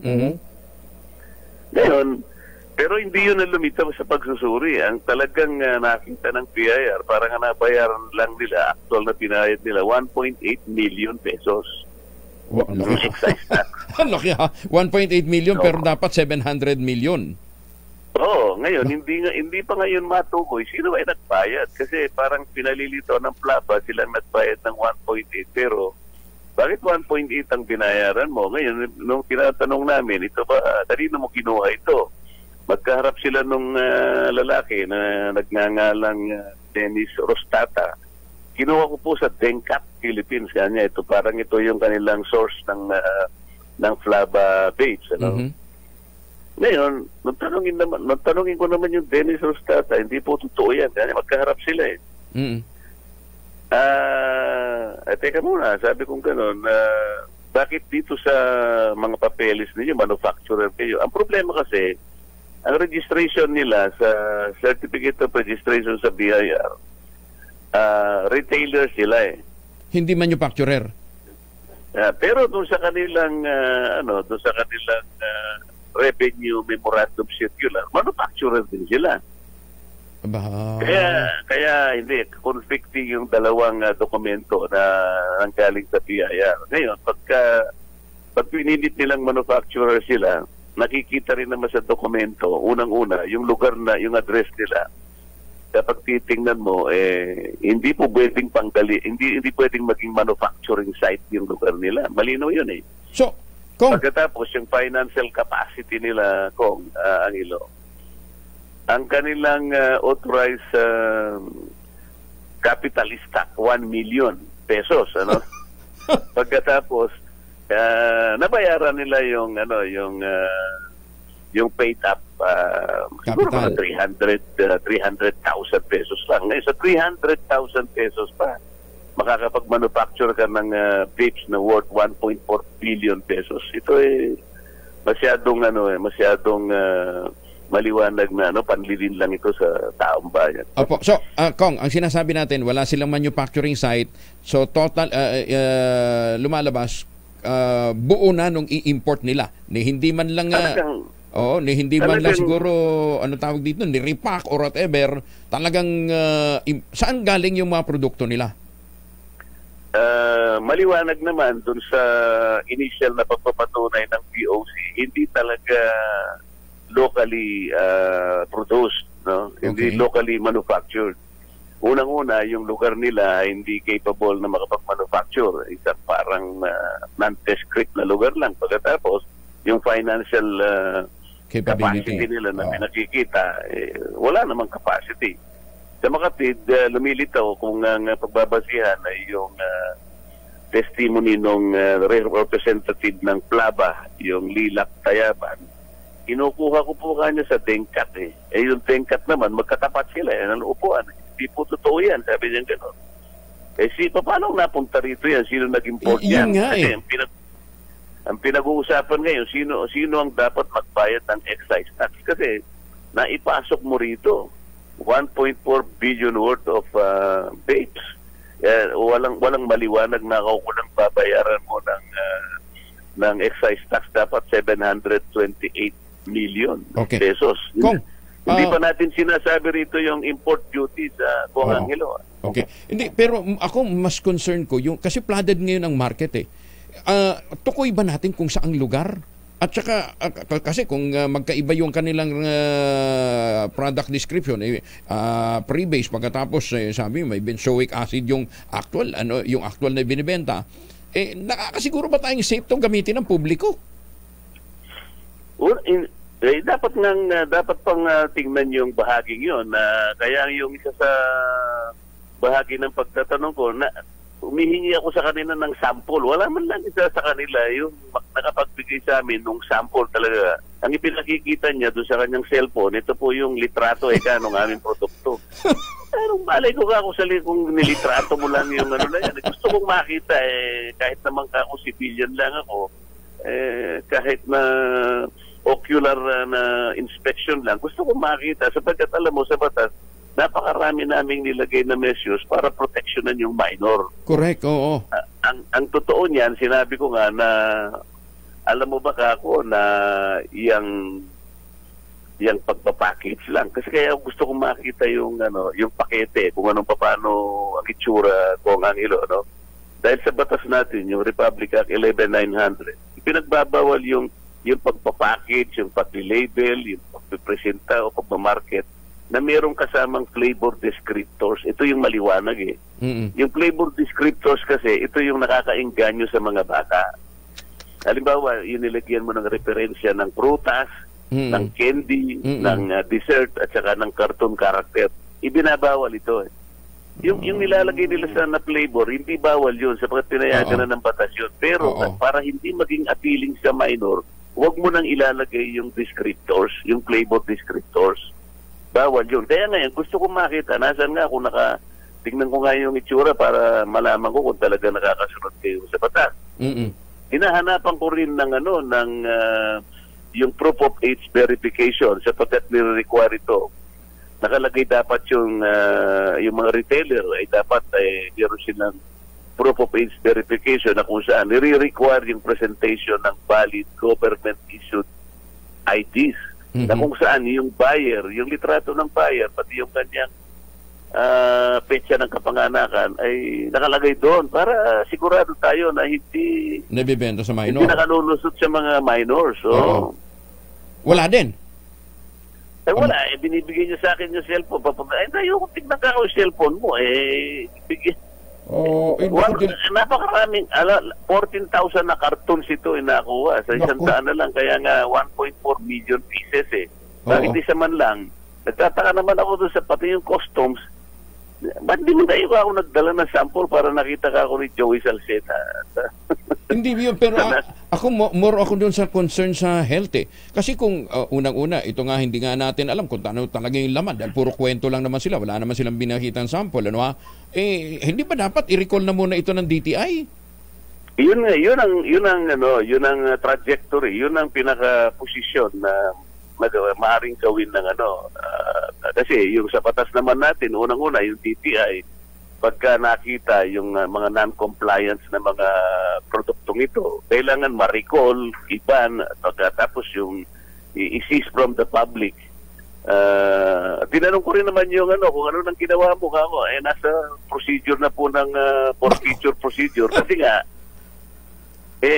ayaw naman panindigan ng Rostata na kanya-isa kanya. Saan mo ako kinuha ito? Pagkatapos nag-present sila ng affidavit na nanggaling sa isang Chinese manufacturer. Sila daw ang nag-manufacture talaga. Pag titingnan mo yung mga litrato, Angelo, hindi talaga manufacture dito. Maliwanag na imported kung ibabase mo sa litrato. Ngayon, iniiwasan nila ngayon kung sino magbabayad ng excise tax na kwentado doon sa sinasabi ng batas na 52 pesos per ml kung nicotine salt. Ano yun, 1.4 million na pakete. I-multiply mo sa 52 times 10 kasi 10 ml eh. Oo. Maliwanag na ngayon na iniiwasan nila yung pagbabayad no, kaya walang gustong umako kung sino yung pinanggalingan. Oo, pero Kong, ito yung volume na nahuli lang, yung nasabat ng customs, di ba? Ito lang yung tinip sa CIID ng CIIS ng customs, yung at saka yung IPRD nila. Ngunit paano kung meron pa silang ginagamit sa ibang warehouse? Hindi lang yun. Lang sa Valenzuela ito eh. Mantakin mo, halimbawa dumaan sa Mindanao. Itong warehouse ayaw magpakita sa amin eh. Yung nagpilit ng warehouse. Dapat pala hindi lang DTI pati DILG dapat kumilos dito, ano ha? Siguro Flaba. Kung ito'y nakita sa Valenzuela. Kaibigan pa naman natin ang mayor ng Valenzuela, si Mayor Wesley. Sa tingin ko naman pagka nabalitaan niya ito, titingnan niya baka may marami pang mga ibang warehouse sa kanyang nasasakupan. Para ngayon makita natin. Makita natin ilan talaga yung na-import na ganitong klaseng mga brands na talagang itinatago sapagkat kumikiwas sila sa mga bayarin, custom duties, pati VAT, pati excise tax. Oo nga eh. Kung kailan nangyari yung raid? Oktubre ito eh. October 26 eh. 27 yung Oktubre, pagkatapos hanggang ngayon, kung hindi pa kayo nag-imbestiga, hindi man lang ma-educate ang publiko tungkol dito sa katarantaduhang ito na ginawa ng importer. Hindi, kaya nga gumawa na kami ng resolution ni Kong Rufus para agaran na maimbestiga. Unang-una, masawata na ito at kung meron pa silang nakatago, kinakailangan makita, matukoy na kung saan mga warehouse ito. Sapagkat matindi na ang paglabag na ginagawa nitong mga kumpanyang ito. Tsaka kung makikita mo yung post na sa social media, parang hindi pa sila nababahala eh. Kahit na kami nag-undertake na ng investigation. Ay, susme. Flaba, no? F-L-A-V-A. Yun yung brand name. Flaba Corporation at yung kanyang kasapakat na ayaw naman niyang aminin, Tencat Philippines naman. Itong nakalagay na kumpanya.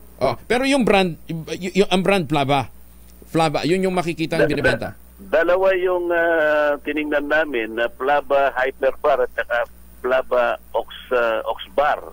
No, nanggaling sa Flaba ito. At meron namang isang brand naman yung itong Tencat. Ito yung ito yung ating iniimbestiga. Okay. Ay nako. Thank you Kong ha. Dapat talaga maging pero pakiusapan natin ang publiko na mismo, ano ha? Huwag niyo na hong tangkilikin itong ganitong klase ho ng brand dahil unang-una, hindi na ho nagbabayad ng tax. Pangalawa, yung perwisyong idudulot ho nito sa inyong kalusugan, hindi nga natin alam kung saan talaga nanggaling to eh. Di ba? Important. Yun ang una, sapagkat pag hindi regulated at hindi naman nakita talaga, hindi naman rehistrado, meron silang registration, pero hindi naman sila registered as manufacturer. Bigla na lang lumitaw dito, ayaw namang aminin ng pinanggalingan. Medyo, doon pa lang, magtututa ka na. Tingnan mo muna kung talagang ito'y ang paggamit nila ng nicotine salt. Ang malay natin kung talagang ito ay karaktisado, di ba? Correct. Ako, more than the tax, yung health concern kasi ang gumagamit ng vape, mga kabataan eh. Di ba?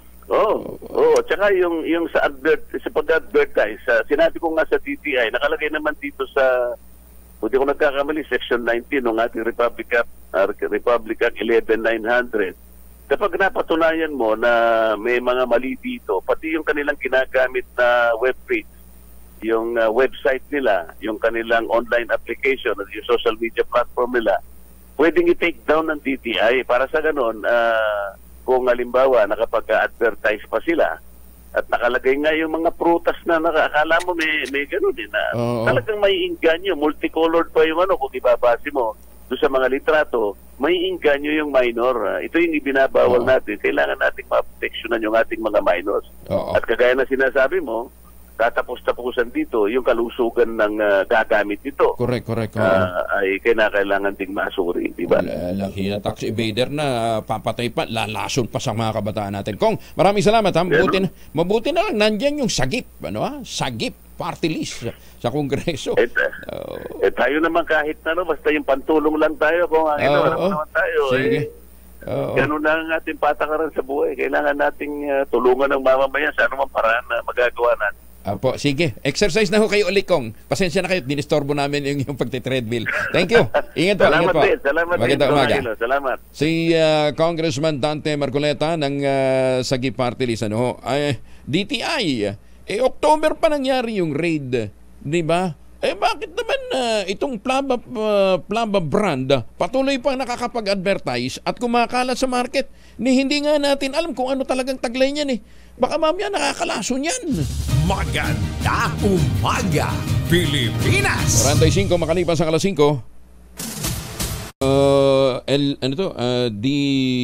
DTI, bilis-bilisan naman ninyong kilos, napapahamak yung ating mga kababayan.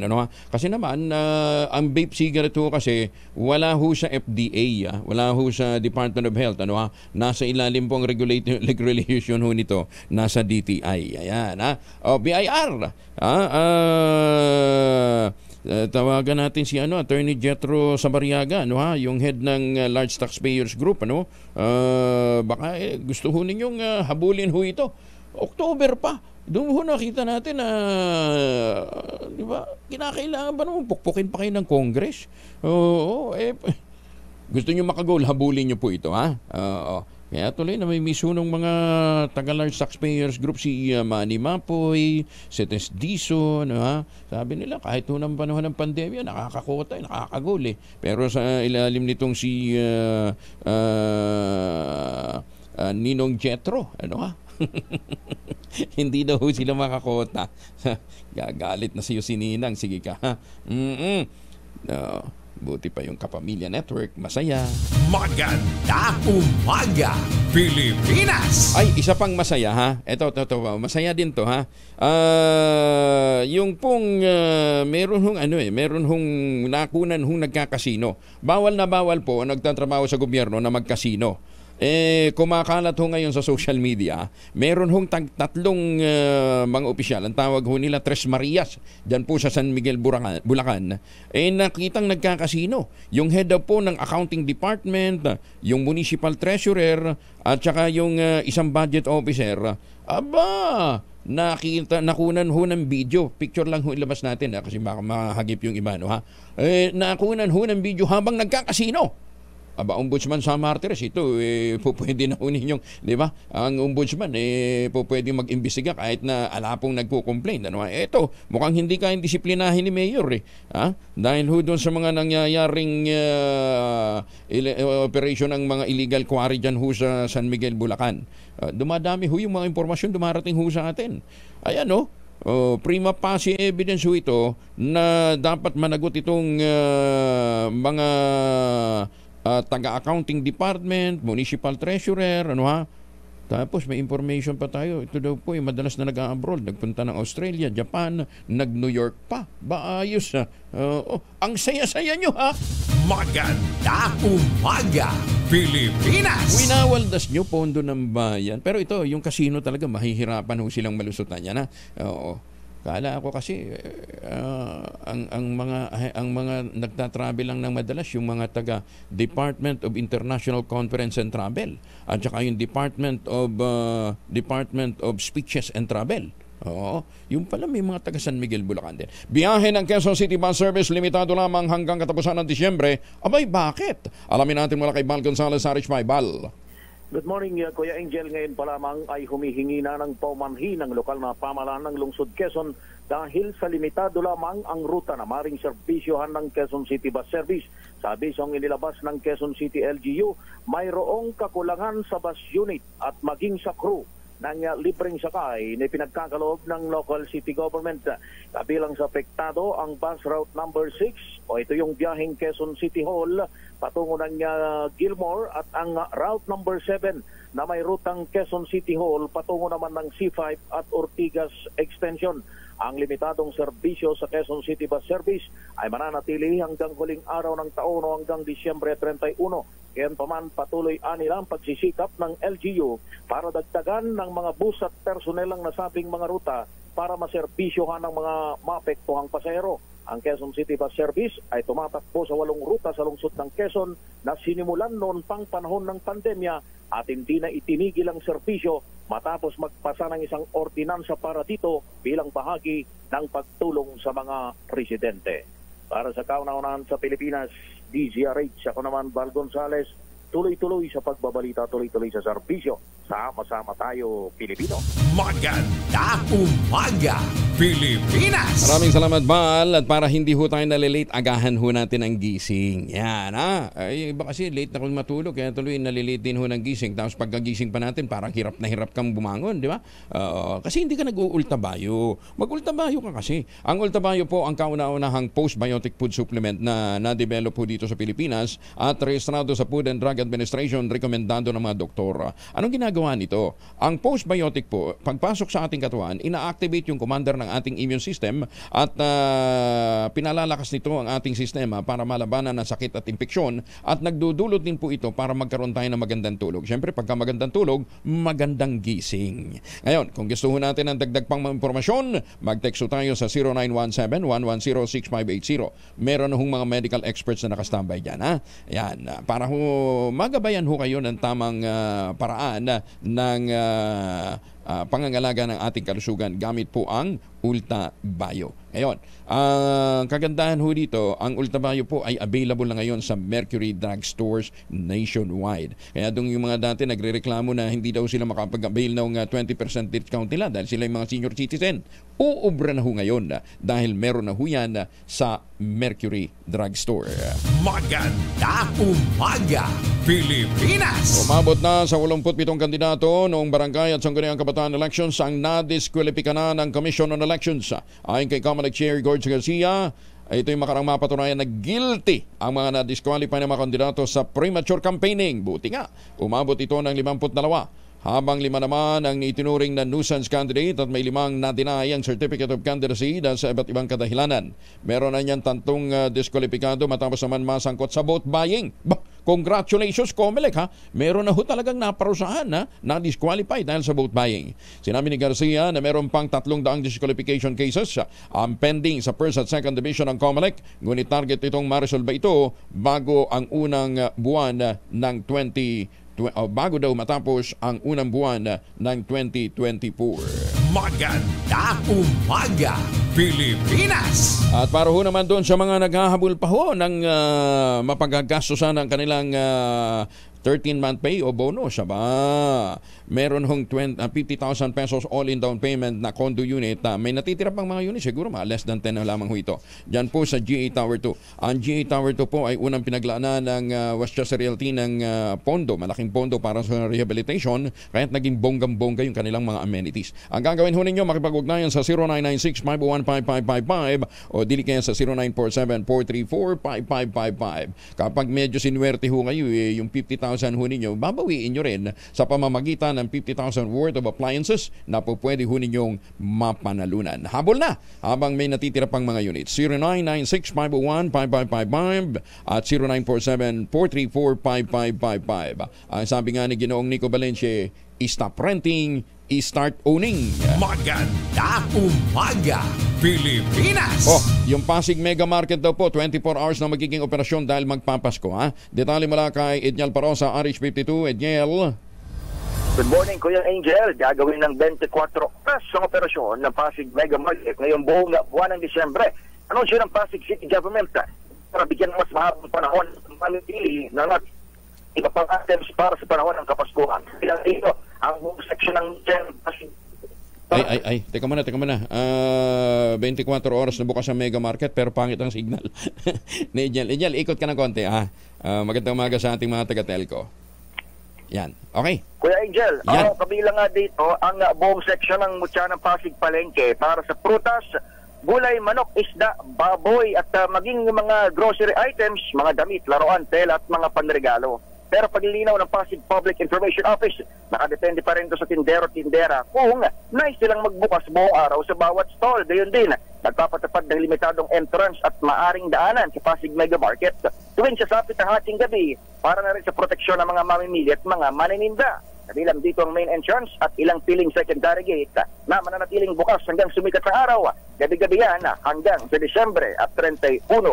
Para sa kauna-unahan sa Pilipinas, DZRH. Ito, si Edniel Parrosa. Tuloy-tuloy sa pagbabalita, tuloy-tuloy sa serbisyo. Sama-sama tayo, Pilipino. Maraming salamat, Edniel. And with that, magpapaalam ho tayo. Maraming salamat sa inyo lang sawang pagsubaybay, pakikinig at pagtitiwala. Magtanim ng kawayan para sa kalikasan at kabuhayan.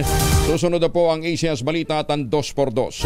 Ang ating quote of the day ngayong araw na ito ay galing po kay Nikola Tesla, isa pong Serbian-American inventor.